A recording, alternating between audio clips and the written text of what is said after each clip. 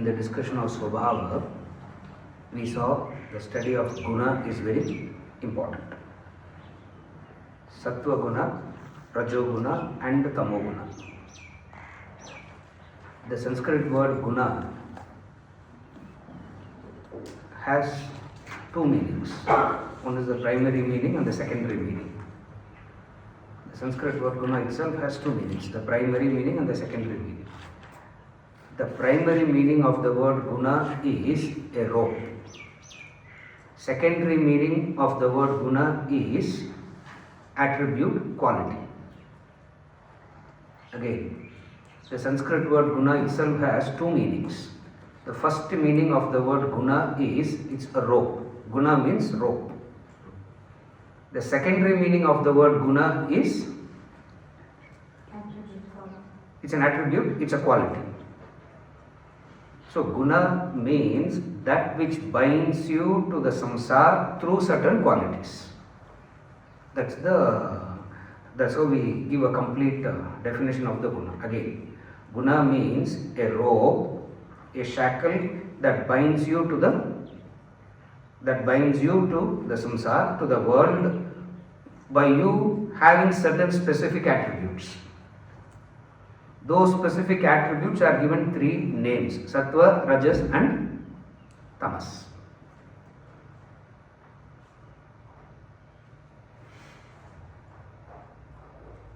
How does Sattva guna express itself? How does Rajoguna express itself? And how does Tamoguna express itself? When Sattva guna is predominant, when Sattva guna in a human being is predominant,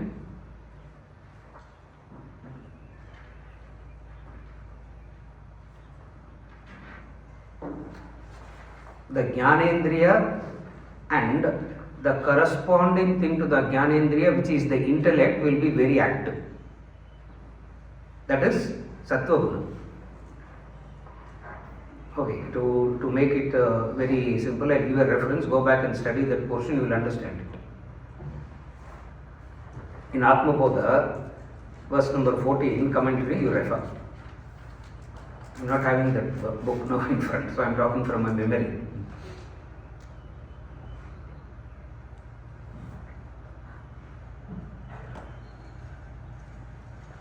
The Jnanendriyas and the intellect has a correlation. It's described there in that commentary. If you go there, you can refer to those portions. When Sattva guna is predominant, the Jnanendriyas will be very active. When Rajoguna is predominant, Karmendriyas will be very active. That's why we say that person is active. Again I repeat, in Sattva guna, Jnanendriyas will be very active. In Rajoguna, Karmendriyas will be active. Organs of perception, organs of action. In Tamoguna, both Karmendriyas and Jnanendriyas will be very dull. Almost like absent it is. Almost absent, meaning almost absent in the sense it simply will not even see things. Like you walk into this room, at least you are supposed to see a few things here on the table, no? Tamoguna means they will come in and they will not even see anything. So the Jnanendriyas, Karmendriyas themselves will be very dull in Tamoguna. In Rajoguna, the Karmendriyas will be very, very active. Now Karmendriyas are very active because the mind, the emotions, the desires are very active. That's how the connection goes. In Jnanendriyas, organs of perceptions is very active. Simultaneously, at the subtle body level, the discerning, governing, controlling intellect will be very sharp. This is the anatomy of the gunas. How the gunas and the body-mind intellect expresses. So first thing we understand the guna expression is through the anatomy of body-mind intellect. The second level of understanding how the gunas function is through the attributes, qualities, thinking, Now once you understand how it functions, expresses through the instruments, you will be able to develop the later on things. Very well. Supposing if you say Jnanendriya is active and the controlling intellect is very powerful, naturally what will be a sattvic person expression will be? Based on this, what will be a sattvic person's expression? I would like to read. Perceptions will be very strong. The way that if a tamoguna person doesn't notice anything, rajoguna person notices 5 things, sattvaguna person will notice 50 things. That is sattvaguna. More and more and more you are able to observe. To that extent you will have a penetrating ability, correct? Because for you to infer penetrating you need to observe more. Now if you need to observe more, your jnanendriyas must be sharp, active, not karmendriyas. Based on this you will know what will be the expression of rajoguna person.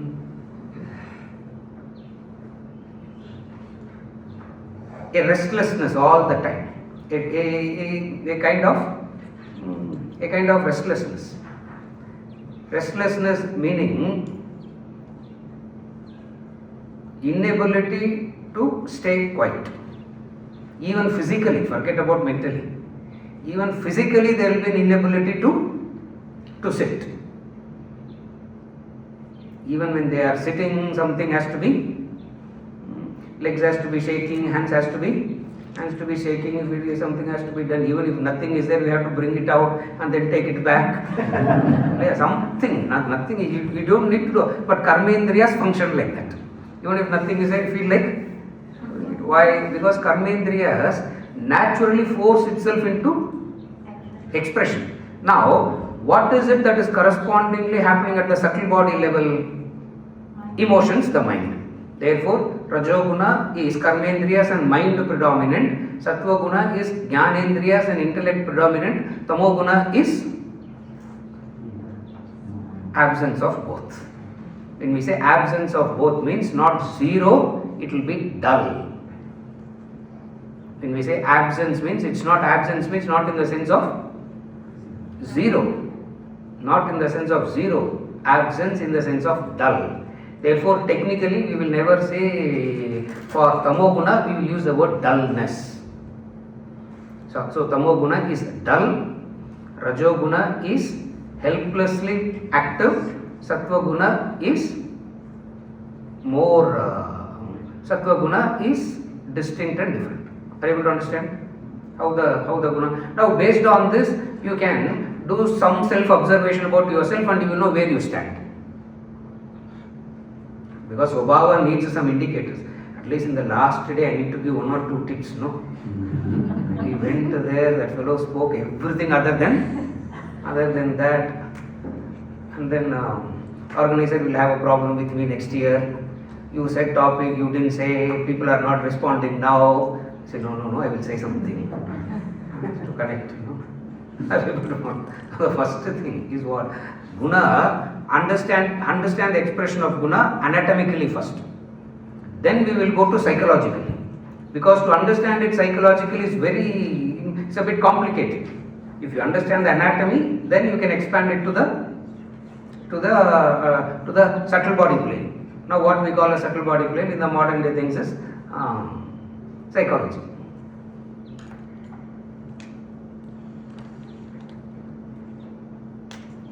When sattva guna is predominant, where jnanendriyas is predominant, by default the actions of karmendriyas will be less. Because when one is predominant, the other goes down. Then only it can be balanced.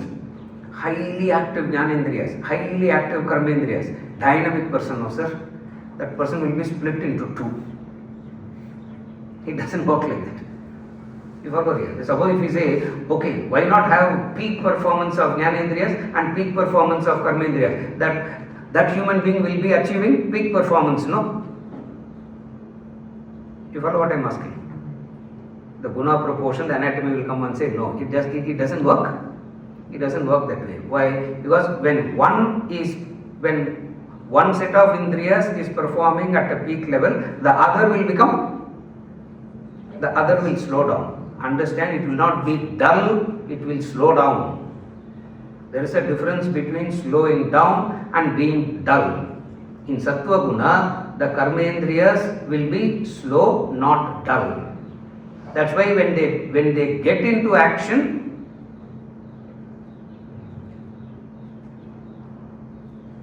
how much time the Rajoguna person will take versus how much time the Sattva Guna person will take. When they get into action, the quality of the Sattva Guna itself will make the actions faster effective.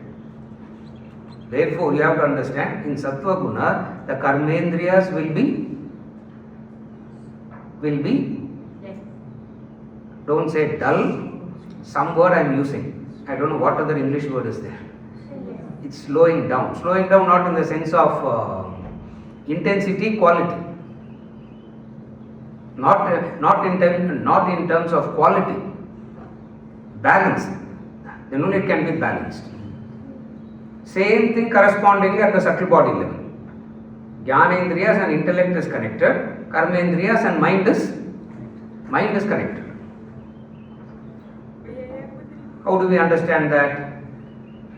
We see the hierarchy very clearly.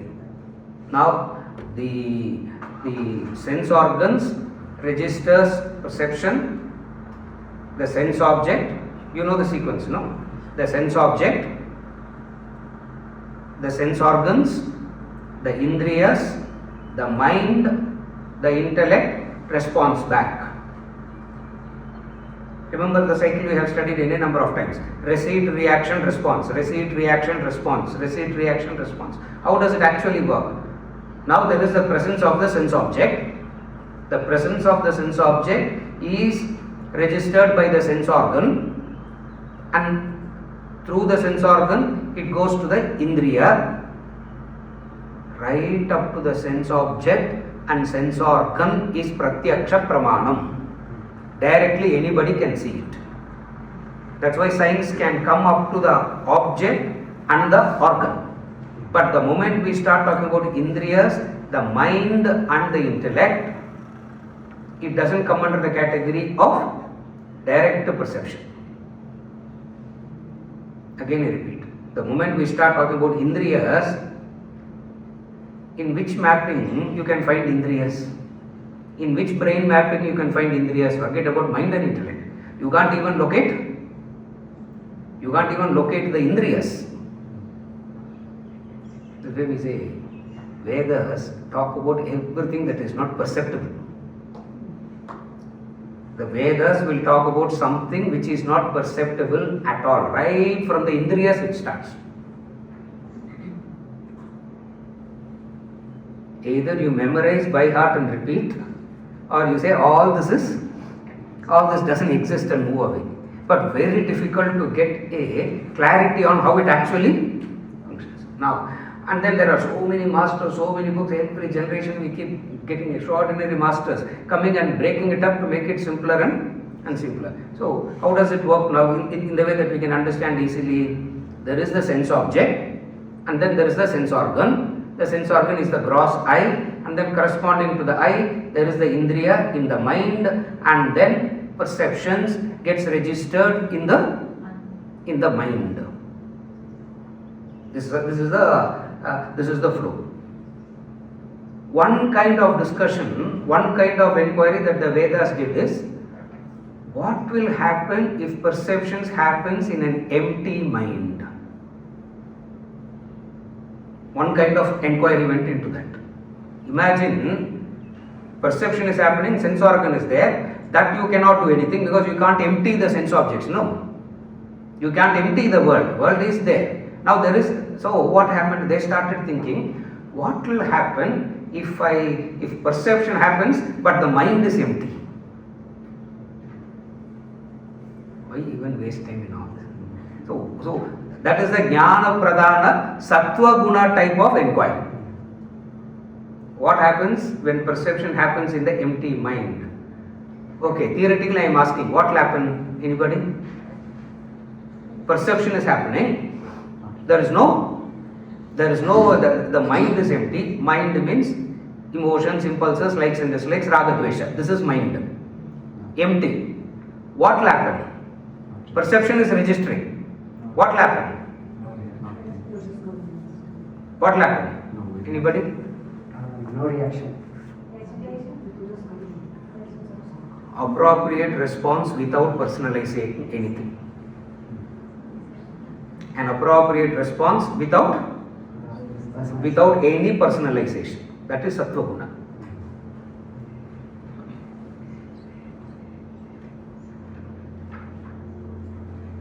I'm giving 10 seconds break to digest that. When in an empty mind, at a grosser perception level, you will say, in the empty mind there will not be any reaction. At the grosser perception or ordinary logical plane, you will say there will not be any reaction. If there is no reaction, there cannot be a response either. But then there will be an appropriate response. If there is no reaction and no response, that is tamoguna. Again, if there is no reaction, like for example, you see an accident. I am a very sattvic person. No reaction, no response. Is that Sattva Guna? If that is Sattva Guna, better not to have that Sattva Guna. Because it is going back. Instead of progressing, we are regressing. Human beings should progress, not regress. Therefore, what is Sattva Guna means? There is you see what is happening, but you don't have any personal interest whatsoever in what is happening. Therefore, you will have a different type of response. That different type of response, in the layperson's term, we call it as objective response. You will be objective. This is called objectivity.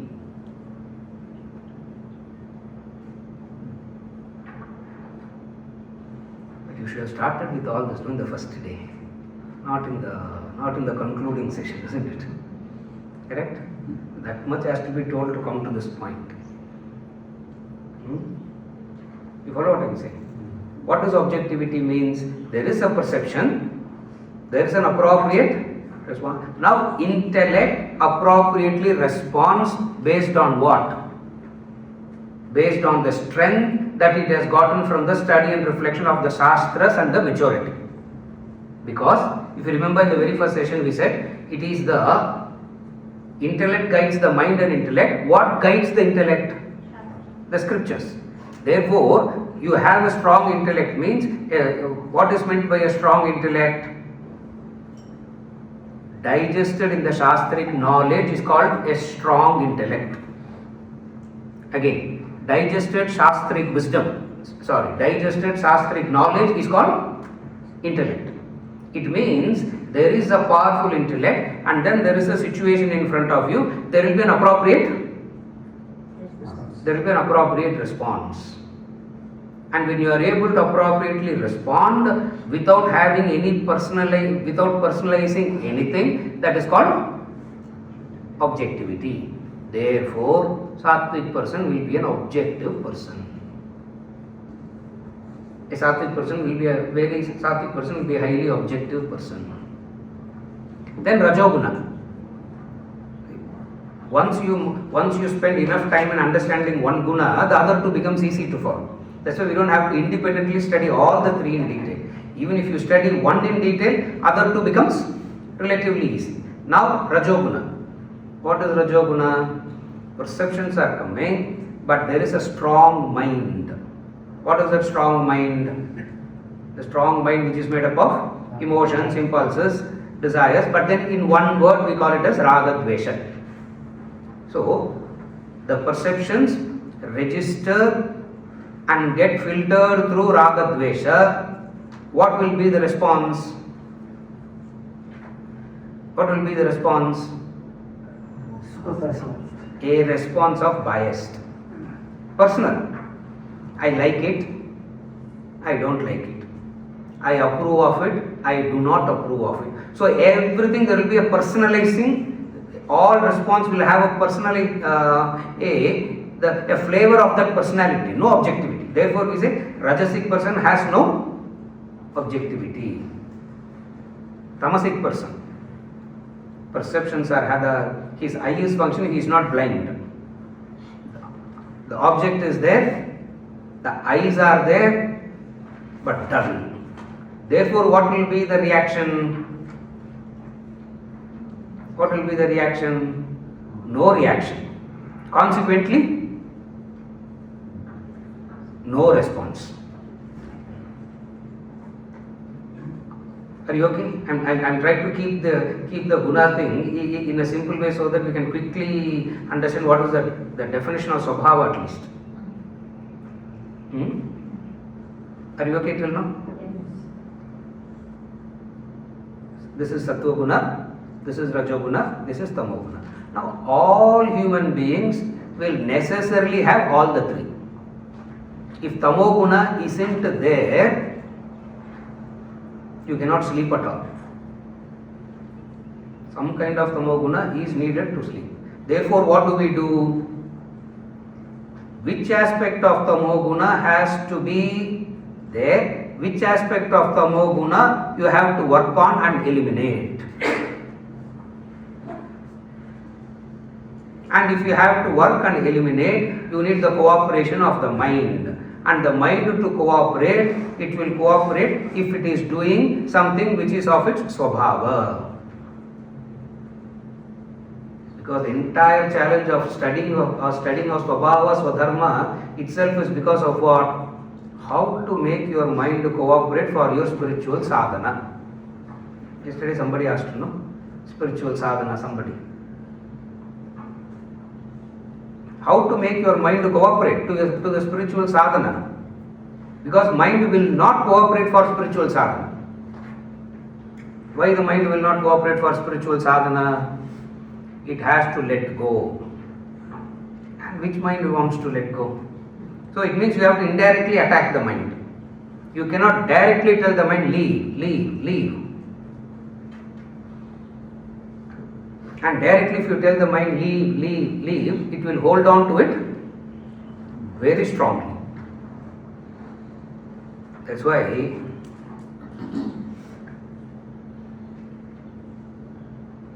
the easiest way to get attracted to something is deny it, call it negative. The mind will keep on talking about it, thinking about it. That's why the negativity can be talked about again and again and again without any boredom. The positivity of another person, you cannot talk about it again and again. You will get very bored after 2-3 times. Have you ever observed it? Again I repeat.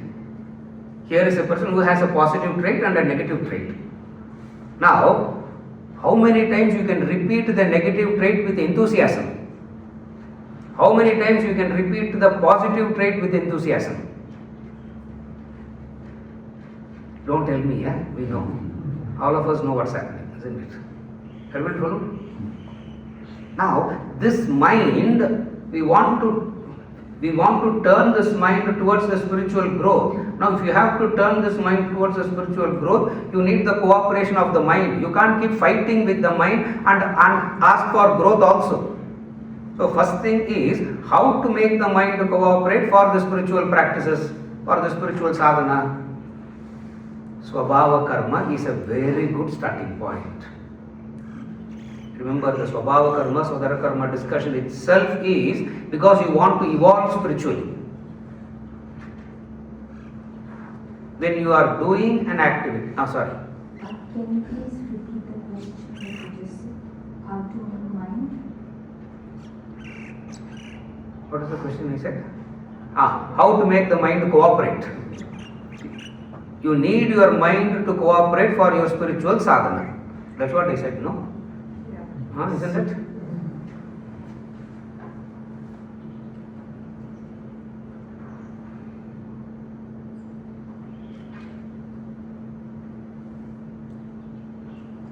How to make the mind cooperate for the spiritual sadhana.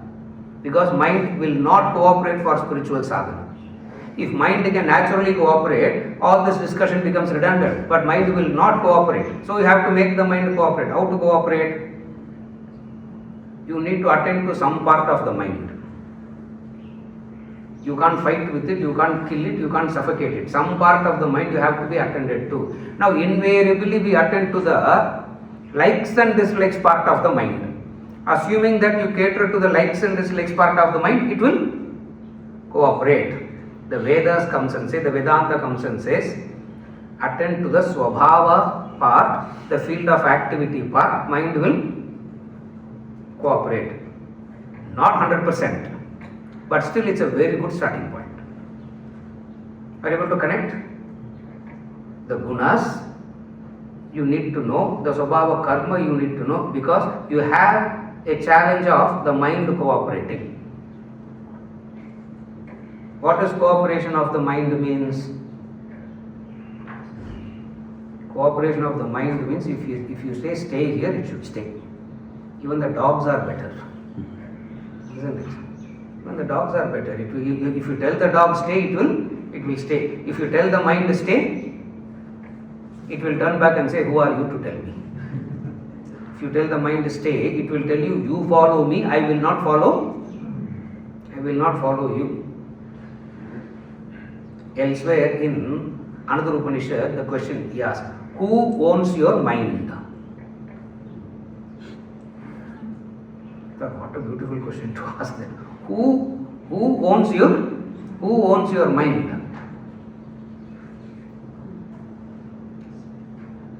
Ramatirtha, in one of the lectures, he says, starting from the street dog, everything owns your mind other than you, he says. He says, anything other than you owns your mind. How do you say that? How do you know that? A perception is enough, a word is enough to disturb you, affect you. It means the mind is not owned by you. For each and everything, I will give a reference. Vedanta treatise, the 3 cone examples. Write it down. Remember in Vedanta treatise, the 3 cone examples are there. Write it down. Refer. Then you know exactly how to connect everything.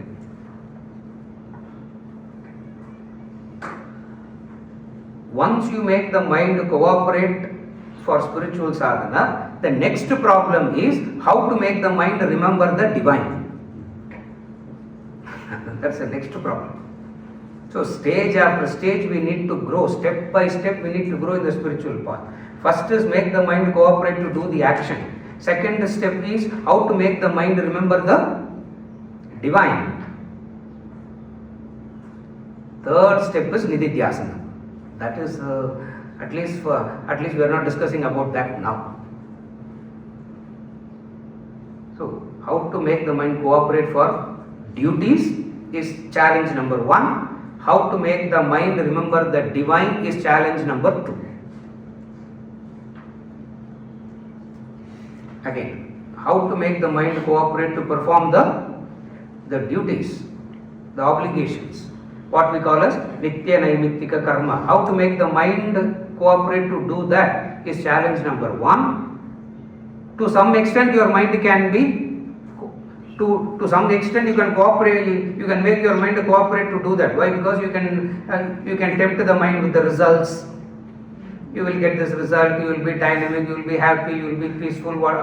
So there is some temptation for the mind to get motivated about doing the duties. The second challenge. What is the second challenge in the spiritual growth? How to remember the divine. How to ensure that each and every moment in your life the divine remembrance continues. How to do that? Second challenge. The Swabhava, Swadharma, Karma, Veda Purva focus is to help a person battle these 2 challenges. That is Veda Purva. Veda Purva's challenge is how to make the mind get motivated to do duties. How to make the mind remember divine. When these 2 are effectively done, By default, what it means, the raga dvesha has come down, the rajoguna has come down, the selfishness has come down. All that is troubling the mind comes down. Naturally, there will be a penetrating capacity. That natural penetrating capacity is what is called as sattva guna. That's why we said yesterday we said prakashatmakam. It shines. How does it shine? It shines as in the penetrative. Are you okay? Now, all human beings has all these three gunas now. Even though we talk about sattva, rajo, tamo guna, you cannot eliminate one. Why? If you eliminate tamas completely, you cannot sleep. Therefore, you need to know what aspect of tamoguna you need not bother, what aspect of tamoguna you should bother.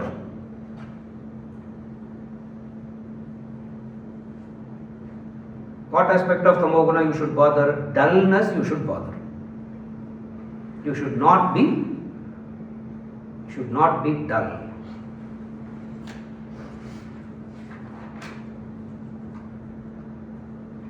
Dullness means lack of clarity, lack of application, lack of ability to appreciate subtlety in anything. That is dull. When you say a dull person, that person will not be able to appreciate the subtlety in anything. Exactly opposite is sattva guna. What is sattva guna? Because of the clarity, because of the penetrative capacity, whatsoever the person focuses on, that portion becomes clear. That's where sattva guna person is always kept as a mentor. Why the sattva guna person is kept as the mentor? Because that person is like carrying a torchlight. All of us are walking in pitch darkness. Here is a person who is having a very powerful torchlight. Wherever he focuses, that portion becomes very clear. That's why you can go to a highly sattvic person and ask for a medical advice, ask for a legal advice, ask for a financial advice, ask for a domestic problem advice, and that person will be able to deal with everything. And he is not a master in anything. How is he able to do that? What others cannot see, this person will be able to see. Because of what? This is sattva guna. Are you able to follow what is the prakashatmakam of sattva guna? You focus on that. Sattva guna person focuses on politics. He should be able to grasp politics. You focus on economics, you should be able to grasp economics. No, this I can understand, but rest of the things and all I can't. No. If I focus, if the person finds a need to focus, grasp.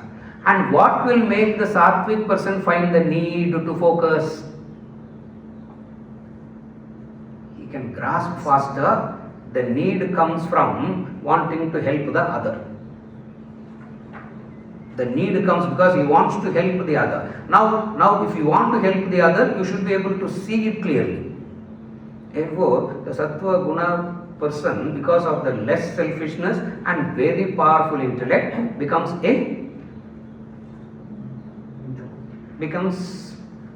what would be naturally that person doing? Studying, teaching, mentoring.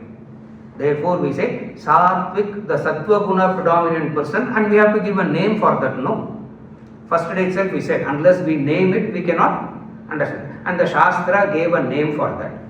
And if you are irritated by the name, don't worry about the name, you keep your name. The Shastra gave a name called Brahmana. And today, 99.9% of the people have a problem with the word Brahmana.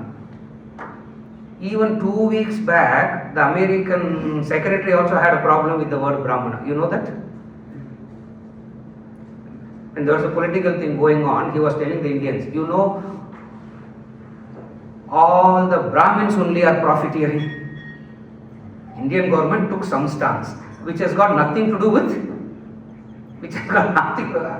see, 2 weeks back he said that. I have a group of friends, that 4 or 5 is a very exclusive group that is. From school days we are together. I immediately forwarded it in the group and said, see guys, one more problem we have, because all five belong to the same group in that, the so-called Brahmins. So why? Suppose if you are frustrated with the word Brahmins, doesn't matter, take the word out and give your own name. Instead of distracting and making the whole discussion political, we will call them as A.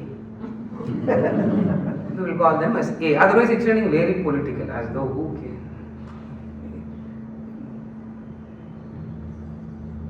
No business guy is a Brahmin, because Brahmin and business don't go together. If you give that fellow money, in one day he will know how to become bankrupt. That's all. So no, he is not. But then that man made a statement. Now because if you have to irritate Indians, one word if you use, they'll get irritated. What? Brahmin. That's all it is. That one word is enough. The whole lot will turn against and say, now we are with you. Now it's a whole lot of a political thing gone into. I'm not going into that detail at all. So if that word is very problematic, change that word. Put it A. Therefore, first thing is what? A predominantly thinker, teacher. He becomes a teacher. He becomes a thinker. So what will be the natural field of activity that he will be doing? In thinking and teaching will go together. Therefore, we say Sattvic person will predominantly take up to the job of thinking, teaching. Thinking means a general clarity. We are talking about a Sattva Guna, not a specific skill you develop in a thinking in a particular subject. In any subject you should be able to. In any subject there should be a basic clarity. That is Sattva Guna. Rajoguna is skill. Rajoguna is the ability to think in a particular subject. That is Rajoguna. That is where the second and third categories comes in. B and C category comes here. Again, A category thinks in all subjects. If they choose to focus, they can get the clarity, they can get the basics, they can understand very fast. That is Sattva Guna. Therefore, the Sattvic people are always kept as the mentor for spiritual guidance. Where B and C cannot understand the problem, they will come to A. Therefore, I'll keep giving how the system was working. In the court of the king, in the ancient thing, in the king's court, there will be always a sage sitting. In the king's assembly, there will be a sage always will be present in the king's court. What is the sage has to do in the king's court? Every day running the affairs of the kingdom, transactions and all happens between the king and the ministers. The sage will be there. Any time when there is a difficulty, they will look up to the sage, and the sage will give a solution. That is Sattva Guna. Are you able to follow what is Sattva Guna now? So therefore, by default, they become the thinker, and the thinker by default will become the teacher. If you can make use of the thinking ability for an unselfish purpose, you will become the B category. If you can make use of the thinking for a selfish purpose, you will become the C category. If you make use of the thinking purpose in a selfless way, you become the A category. A, B, C. There are three categories of people we are going to talk about. A is the Brahmana, the B is called the Kshatriya, the C is called the Vaishya. What is the D? We'll talk about them later. First we'll understand the anatomy and all these three, and absence of all these three becomes D. Supposing if there is a person who has a very good skill, supposing there is a person who has a very good skill in thinking and also unselfish, that person will be called a Kshatriya. Again, there is a person who can think in a particular subject very clearly, very well, but more of selfish category. That person will be called a Vaishya. The fourth category. Therefore, what do we do now? Write it down. We have the three gunas, sattva, rajas and the tamas. Three gunas, SRT. So A, SRT. B, RST. C, RTS. D, TRS. Has 4 come? A, B, C, D. This is called Varna. The entire humanity is divided into these 4 proportions. A is SRT, what we technically call Brahmana. The B is RST, called a Kshatriya. The C is RTS, called a Vaishya. The 4th is D, TRS, Shudra.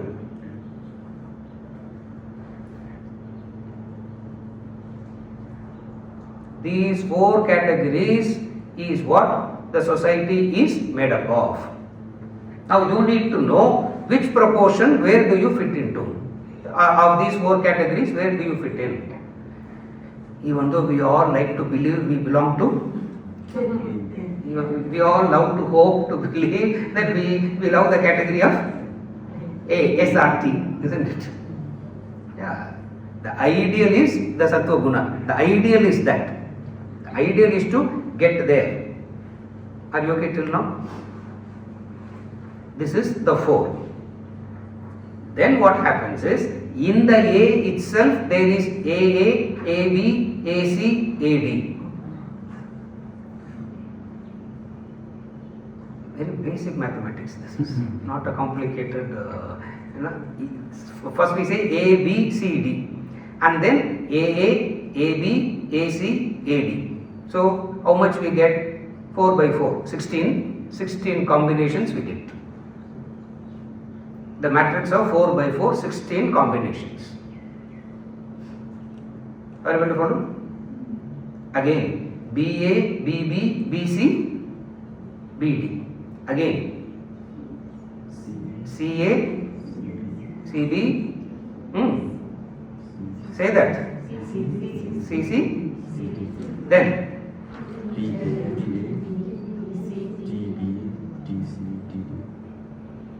how Swabhava comes in is, first you come into a box, A, B, C, D. So of the one box you go into one box first. That is step number 1. Step number 2 is, in that box where you should go. You should not jump from box to box. In that box, what you should do? In that box you should go up. That's the matrix. So many people, straight after the class, every session after this, I'll get the whole thing in a chart to me. Sir, you can use it. Like what? I don't know how to make the chart and show it on the board or what. Isn't it? Why? Deliberately I am not doing it. Again I repeat. All human categories will fall under these 4 guna proportions only. Question is, why can't there be a 5th, 6th guna proportion? Because if we say all human beings are made up of these 3 gunas, ordinary mathematics matrix should be 3 by 3, 9. But then we are saying no, that 3 guna proportions can mix only in 4 categories. It cannot mix up as that matrix of 3 by 3, 9 doesn't work. We will have, with the 3 gunas, we will have only 4 combinations. How do we do that? I am not getting into that now. I am not getting into that discussion now, because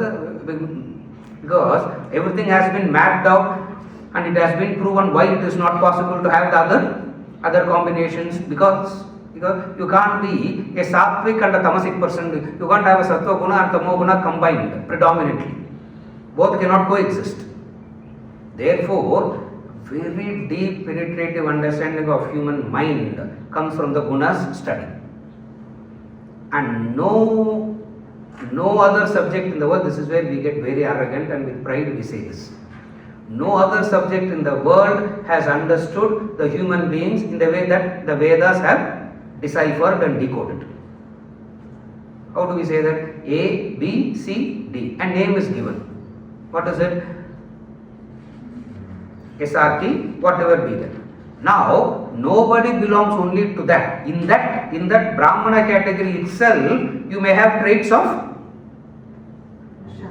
the others.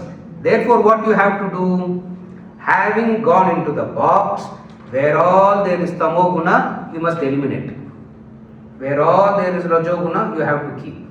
Thus, everybody keep growing up in that box. Are you okay till now? Arjuna wanted to jump the box.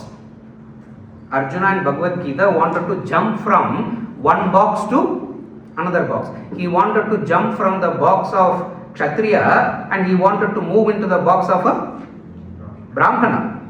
He wanted to move into the box of the Brahmana. Krishna told him, by jumping boxes you cannot evolve.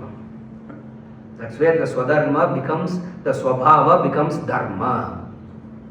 Yesterday we said Swabhava plus Dharma. How does it become Dharma? By jumping boxes you cannot spiritually grow. Therefore, first you need to be in the right box. In that right box you need to grow. Are you okay till now? Yes. So you're saying that within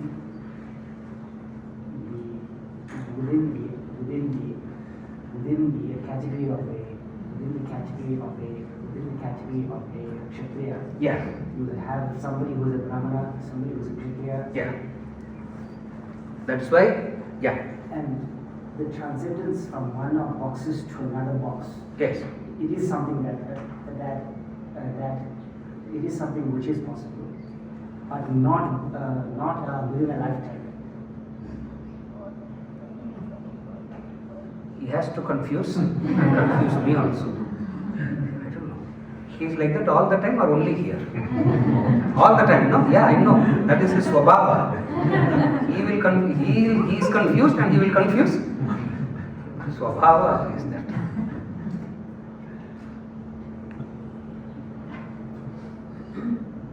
Nikhil, his wife, I have seen from babies. Correct? So we can say, so I can take liberty and say if you are, and if his wife is here, what thing? She is like, I have seen her also like that. What is your question now? I try not to make it political, but if you say just be in your box, Yes. then fine, we get to the top of the box. Yes. Are you saying that only to a rebirth you move into the next box? Or it is possible in this birth? Yes. The question is, by growing, is it possible to move? Is it possible to move boxes? Yes. The question is why?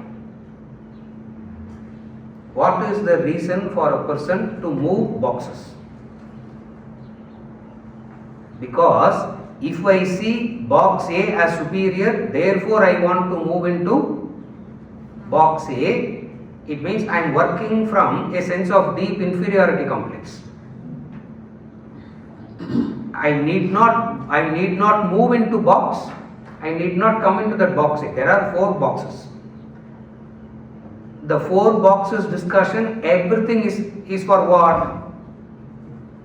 For you to spiritually grow. And for you to spiritually grow, you have to become as sattvic as possible. Therefore, by shifting the boxes, for example, if I am born in box C, and if I develop sattva guna, will I move into box A? That's what he is asking. Supposing I am born in box C, I develop sattva guna, will I move into box A, or do I have to die and be reborn to go into box A? Yes. Vedas will ask this question, why? What is the superiority advantage that you see in box A that you want to go to box A, that you don't find it in box C? For your spiritual growth. For your spiritual growth. No. That's where yesterday itself, day before yesterday, we were trying to establish that all fields of activity are dharmic by nature. In all fields of activity, you become sattvic and get enlightened. That's why we gave various examples. We gave the example of the cobbler, we gave the example of all this to say that from any box, you can move up to the level of predominantly sattvic, from predominantly sattvic to contemplation, self-realization. But we have a problem. What is the problem? We have a problem. That's one of the biggest problem of this thing. What is it? Deep down, we are so convinced about the superiority of box A. Deep down, there is such a big superiority that we have given to box A that somehow we want to navigate our way and go to box A. You are able to follow? But then, how do you know whether you belong to that box A or not? That is where the Dharma comes and tells you, do you have a natural affinity to the disciplines that go with that box A? Do you have a natural affinity to the disciplines that go with the box C, box D? I tell you, box A discipline is simply not acceptable. But then, it looks like very attractive. Are you able to follow what I am saying? So it means if you have to be a box and grow, you must have a natural affinity to that discipline. Again, you must have a natural affinity to that discipline. Now, you cannot move boxes like that.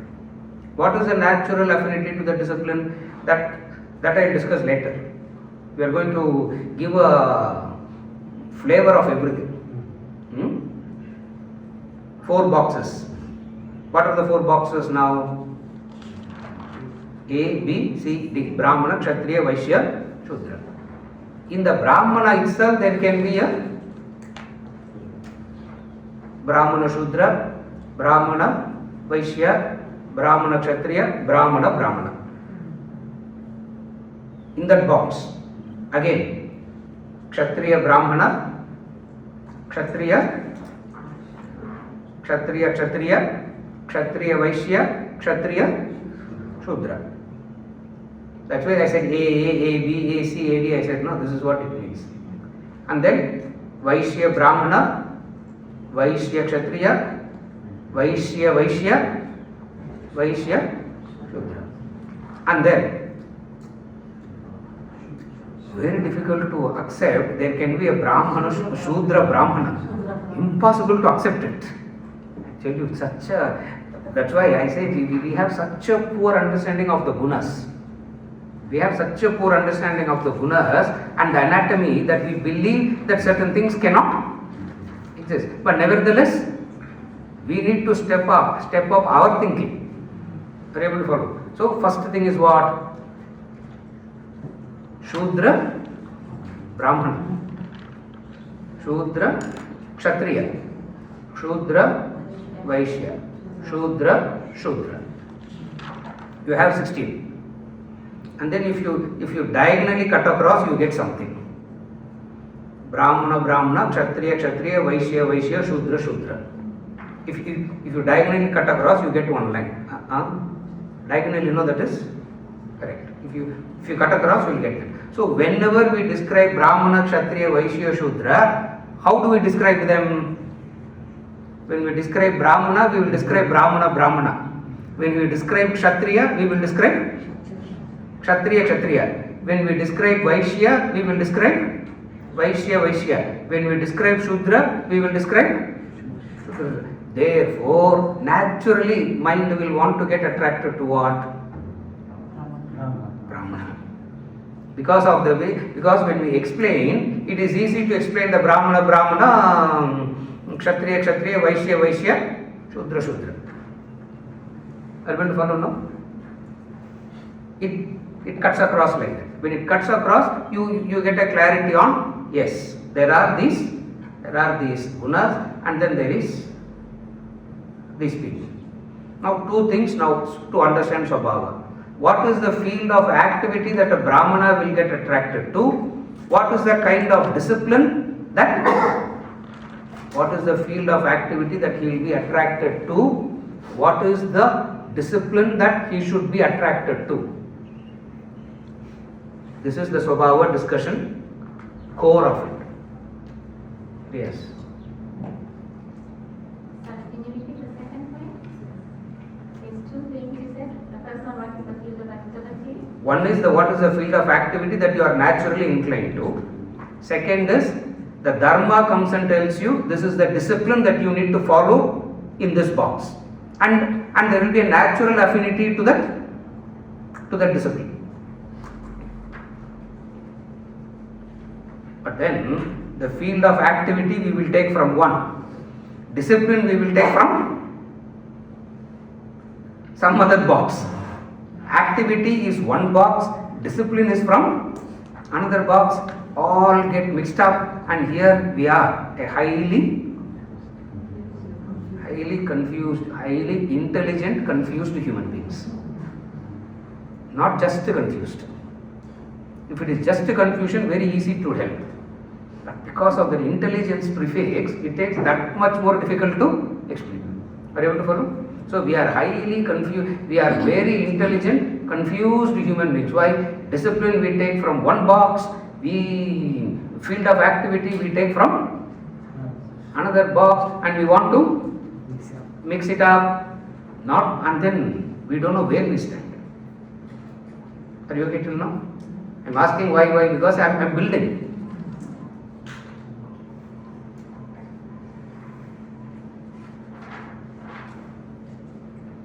Riaz told me last night, make sure retreat money is worth it. I couldn't sleep the whole night. He came and told me that. Ask him. Yes or no? He came to me and said, make sure. I said, what do you mean worth it? Food is given, place is given, entertainment is given. What else you want? No, nothing about Swabhava you spoke. I got very offended. And I couldn't sleep that whole night. Now I have to sit and think now how to make it work. So this is the product, Riaz. Are you okay till now? So you need to have this. You need to have this. So level 1 when we describe, we want to describe it as an individual entity. So it will look, the Brahmana will look very great, the Shudra will look so low. So low they will look. But then it's not like that. In reality, it doesn't work like that. In reality, how does it work? In the Brahmana box, you will have shade of everything. That's why we say human beings is a mixture of all the three gunas with predominant of one. The human beings is a mixture of all the three gunas with the predominance of one. Thank God there is no fourth guna. Otherwise we will be confused. Because 25 we can have, no? We will become paralyzed. There are only three gunas. Why? Because by default always one will be predominant. Mathematically. Are you able to follow? That's why we say in the math and Dharma and the Vedas, they are all like what is it? Math is the queen of sciences, they say, no? Because it's so. Imagine creation has kept to 4 gunas, there will be total paralysis. Because if you have equal 4 gunas, which direction you will go? But it just doesn't happen like that. There are only 3 gunas. Of the 3 gunas, all the 3 a human being cannot have in equilibrium. Therefore, all of us will have 1 guna predominant and the other 2 gunas.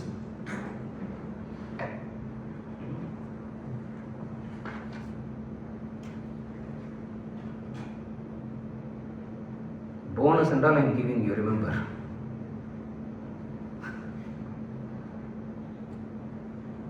You got it?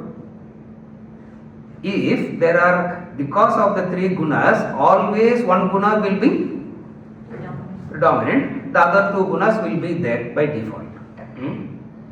Now, what is the field of activity we said? I said the field of activity. Second is the discipline that you will be naturally inclined to. The third, the attitude with which you will do that too. There are three factors. One is the field of activity that you will be naturally inclined to. Second is whether you like it or not, you must follow the discipline. You can't say, I'll be a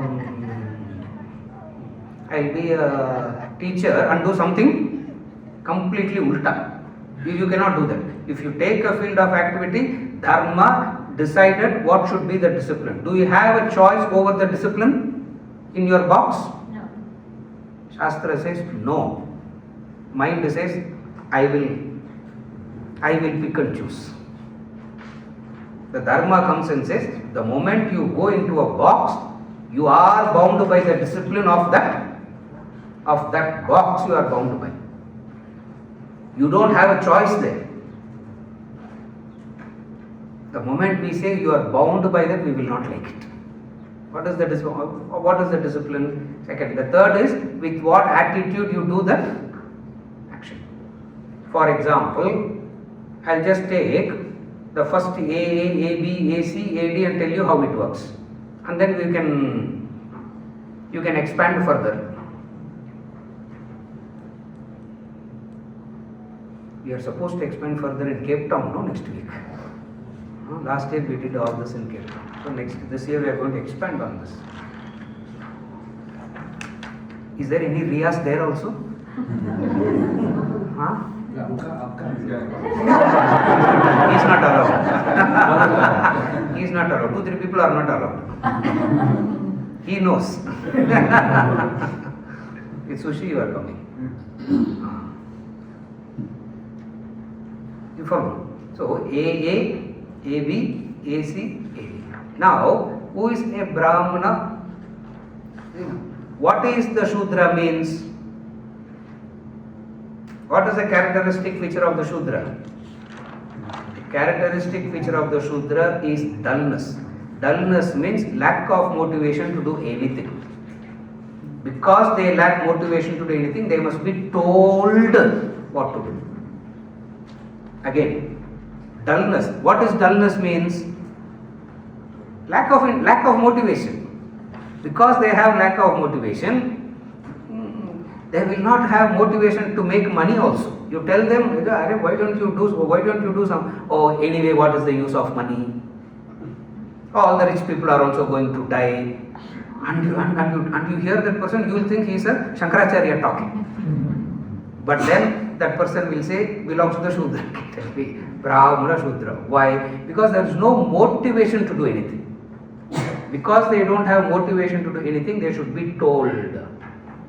And when you tell them, they can do only that thing. They cannot apply, that's why they are called dull. Supposing you tell them, that's why giving instructions to a Shudra person should be like how you instruct a robot. You cannot expect the robot to add up 2-3 things and do the whole thing. You have to tell. So suppose if you have a robot here, you have to tell there are 4 things on the table you want to clean. You call the robot and say clean.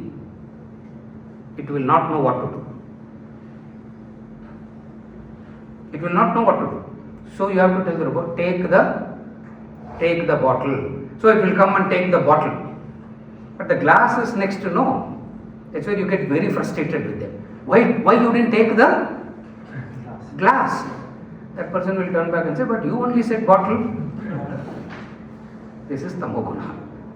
Dullness, lack of motivation to do anything. Specific instructions has to be given. Moment after moment instructions must be given. You get tired, fatigued. That's why we discovered machines. Because at least with them you don't get. Are you able to follow how tamoguna functions? So they cannot. Dullness means lack of motivation. Lack of motivation means inability to do anything by themselves. You tell them one thing, they can only do That one thing. They can only do that one thing. Take the so you tell the person take the take the used bottles away. Now you have to suppose if you are dealing with a Shudra person, what do you have to tell? How do you have to instruct the Shudra person? Walk into the room, look into all the tables where all there is used bottles are there. Take everything. This much has to be told. We all come across people like that, no? Correct?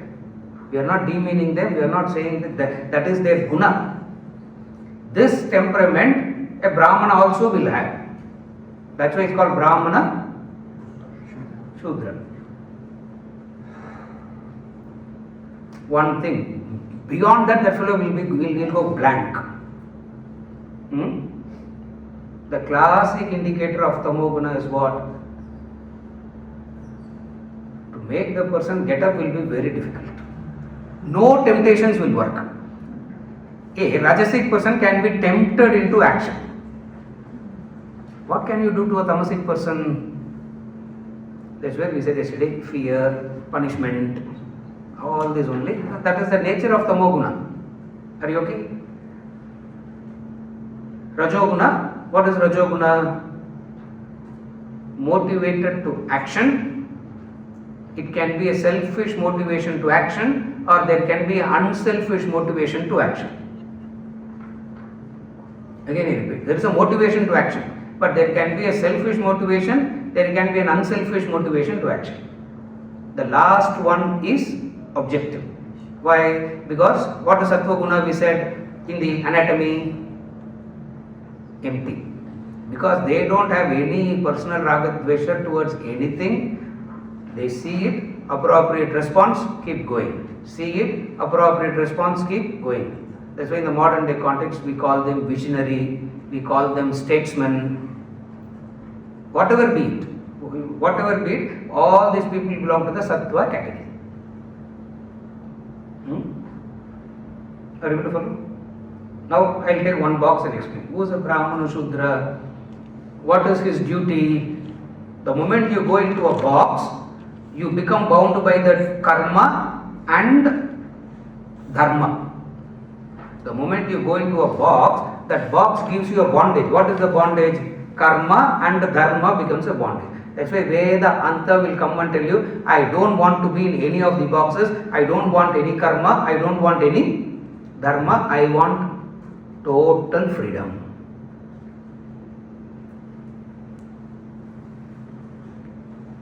Are you able to connect?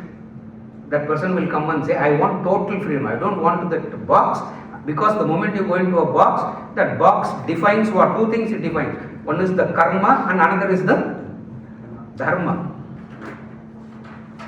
Karma means you need to do. Dharma means the law that you have to follow. The third thing, which is also part of it, is with what? Attitude. Tamoguna means heedless way of, irresponsible way of doing. Rajoguna is agitated way of doing. Sattva Guna is clarity. There is a what is Sattva Guna way of doing? In Mahabharata, there is an example. They did a great yajna. There was a very great activity that was happening. Everybody was allocated a job. Two things were missing. One is who will take care of the chapel stand, and the chapel stand work is there, Krishna is left behind. Now it means there are only two. Now by default, what will Krishna do? He has to attend to the chapel stand. The Mahabharata says, the way he organized the chapel so beautifully, everybody stood there looking at the chapel stand. Nobody came inside. That is Sattva Guna. Are you able to follow? In the battlefield, there were, Arjuna is the warrior, Krishna the charioteer. In the car, there is an indicator to say right turn, left turn. Correct? Chariot also has to turn, no? Left and right. How would you tell the fellow, turn right, turn left? You can't keep verbalizing because you have to focus. Therefore, what they do, he used the legs. Arjuna will use his right leg and press Krishna's right shoulder. It means turn right. He will use his legs and press the left shoulder. It means turn left. And in the battlefield, they are wearing spikes because you have to get down and run also sometimes. So they are wearing spikes. So Kunti saw that Krishna's shoulder wounded because constantly with the spikes you press right, left, right, 18 days. What will happen? It will be poked, no? So Kunti saw that and she was crying. Krishna, why this happened to you? He said, go and ask your son. Your son only did all this, he says. Having taken the job of the charioteer, absolutely no problem. Look at that scene. Sishyasteham shadimam tuam prapannam, he is saying in chapter 2, I have become your Sishya, I have surrendered to you, he is saying in verse number 7, 8, chapter 2. And then in chapter 18, end of chapter 18, he is saying, thanks to your prasad, tat prasatan mayachudha, it's your prasad, the wisdom that you got is your prasad. Now Krishna has become the guru, and then you stand behind and say right, left, keep pressing like that. If Arjuna didn't do that, Krishna would have started another Gita for that. He said, how long to keep listening to this man? He said, might as well start doing what he's supposed to. Because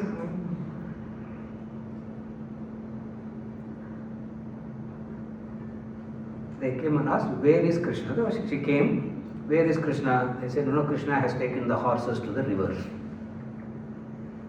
said, why can't somebody else do that? Why Krishna has to go for that? Krishna said, the job of supposing you have a car driver, first job is what? To clean the car. It is the first job of the driver. I am the car driver, I am driving the horses, so every day I have to attend to the horses. So you know what he will do? He will take those portions are magnificent portions. He will take the horses to the river, make them drink water, scrub them, bathe them, remove all the things, give them a good massage, make them to sleep, and then he comes. And then he can give a discourse on Bhagavad Gita also. Look at that man. Sattva guna it is. Are you able to follow? In every facet there will be a way of doing it. Rajoguna will do it, but agitated, frustration. Because of agitation, frustration, you quickly want to stop doing. That is Rajoguna. Rajoguna is a kind of mental attitude to stop doing. That's why we are in a hurry. When somebody is in a hurry, you understand that person is swinging to tamoguna. Why? Because in a hurry, doing is so this thing, finish it. Habba. Now I can. Tamoguna, starting problem. Tamoguna means the starting problem. Now who is a Brahmana? Shudra. Fellow can't do he is in a box and he will not do the karma that is required of that box. He will not do the karma that is required of that box. What is the karma that is required of the box of a Brahmana? What is the karma? You have to learn. You have to learn the Shastra. You have to learn the Shastra.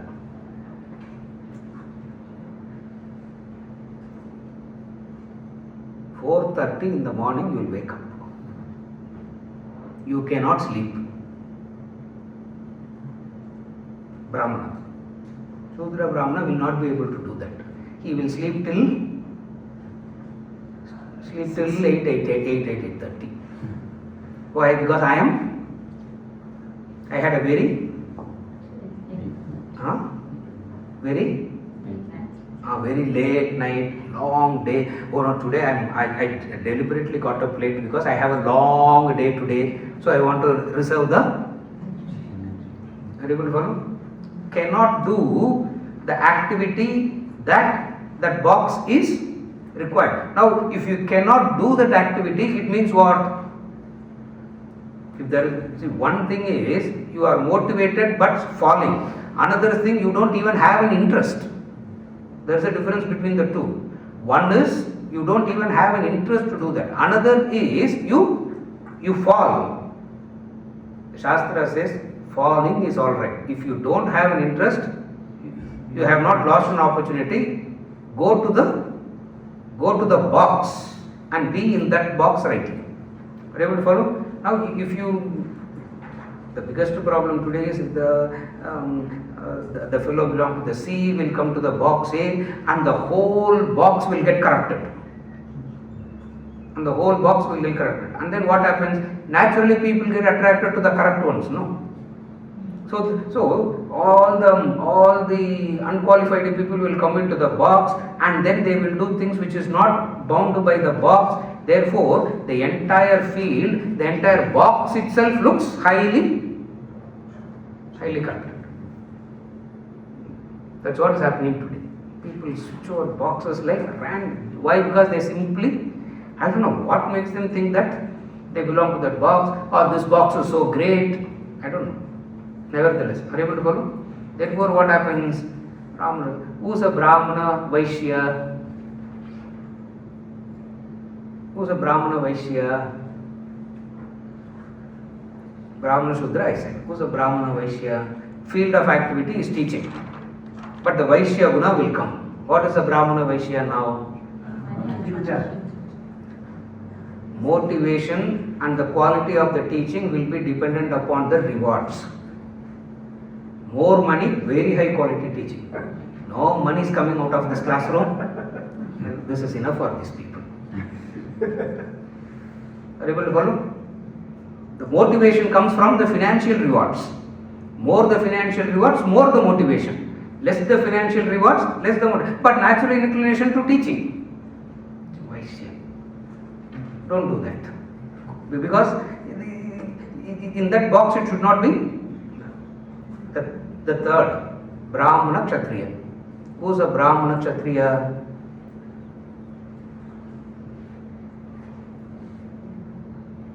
Who's a Brahmana Kshatriya? Protecting. No, who's a Kshatriya? Protecting, saving. No, that's an activity of the Kshatriya.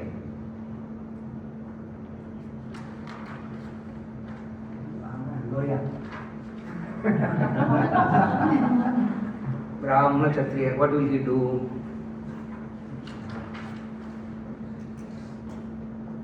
Like a community leader. Fight for copyrights. Others should not copy. If you copy, you must. Plagiarism is not. Knowledge is universal.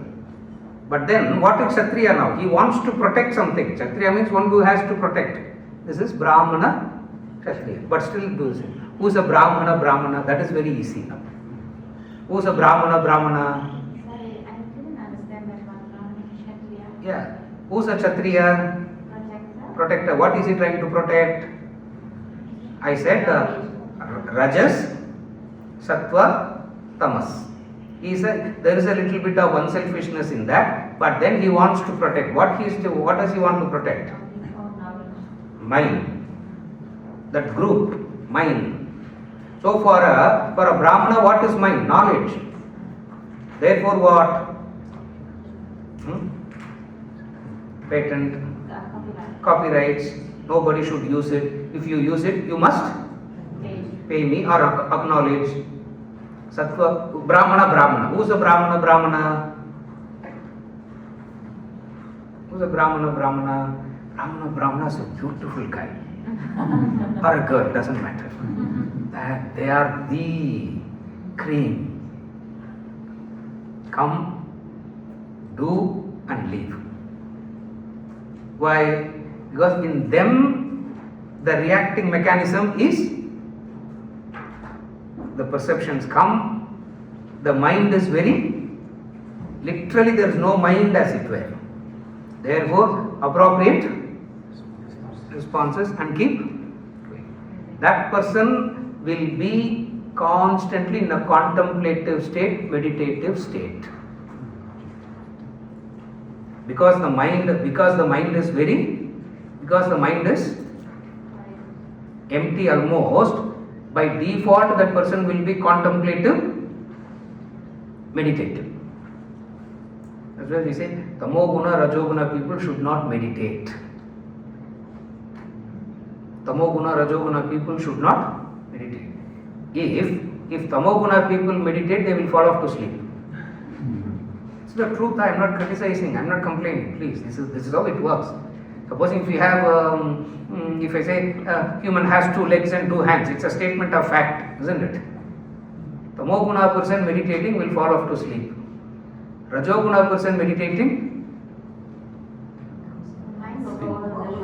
see, one eye is meditating, other eye is open. Seeing who is meditating, who is not meditating. Rajoguna. Sattva-guna person will not have that problem at all. Why? Because that meditation, contemplation is not a unique action, separate action. That meditation, contemplation keeps happening in the background of all activities. Remember that example Shruti? The classical music Shruti? That's the sattvic person.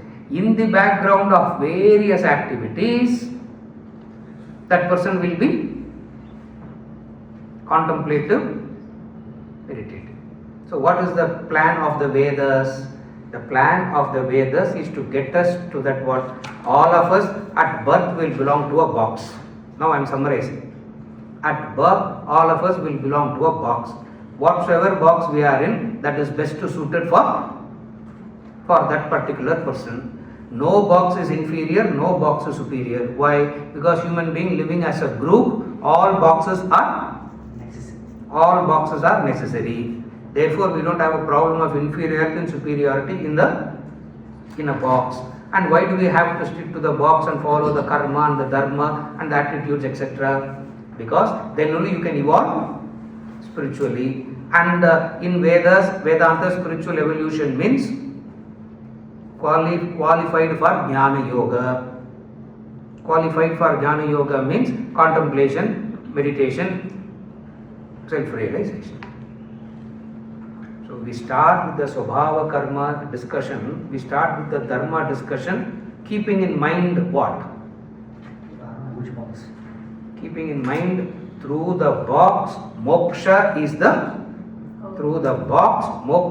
goal. Refinement is possible in each and every box. Subtlety is possible in each and every box. There is no need to shift boxes.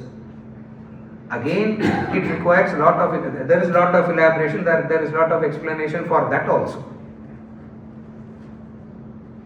That is part 2 retreat. So we create work for the next year. That we will do. Okay, there is, and then there is separately for guna. In Tiruvannamalai, when we did the Tiruvannamalai retreat, these people came. Finally, that man said, next year don't add one more to Swabhava, he said. Because 4 years we are doing this. First we said Swabhava, Dharma, then we went into the, here I didn't touch base into the gunas a lot, I just briefly spoke about it. There we spent the whole thing on the gunas, and then we spent on the karma, all that. This man told after that. In every group there will be one Riyas irritating.